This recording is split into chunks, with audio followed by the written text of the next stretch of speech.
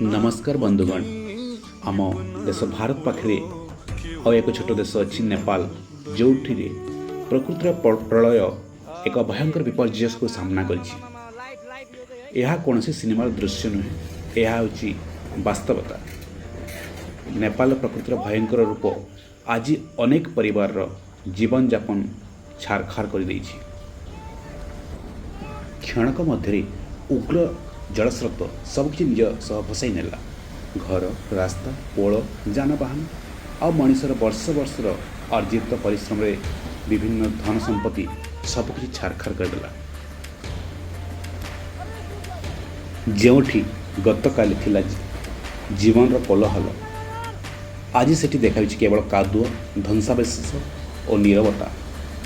केते जे कष्ट केते जे घर नष्ट होईची केते जे परिवार निज घर प्रियजन को हराई आओ अनेक परिवार आज भी निज लोक को फेरी पाइबार बाट को चाह रही। यही विपर्यय केवल रास्ता घर द्वार एवं धन संपद क्षयक्षति नुह, यह अनेक लोकंकर जीवन स्वप्न को मध्य भसे नहीं जाइछि।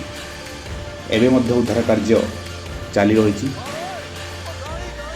विभिन्न लोक माने निजर प्रियजन को एबे मध्य खोजिबारे चेष्टा कर। बहुत लोकंकर मृत्यु मध्य हो सारी। प्रत्येक उद्धार होची गोटे आशा। प्रत्येक निखोज व्यक्तिर खबर पाई अपेक्षा करछि गोटे परिवार। प्रकृति जेतेबेले रुद्र रूप निये मनुष्यर शक्ति केते छोट ताहा पुणी थरे प्रमाणित होइछि। आज आसंतु नेपाल रो एही विपर्यय रे प्राणहत समस्त मृतक व्यक्ति श्रद्धांजलि देवा। निखोज थिवा समस्त व्यक्ति को सुरक्षित फेरिया प्रार्थना करिया।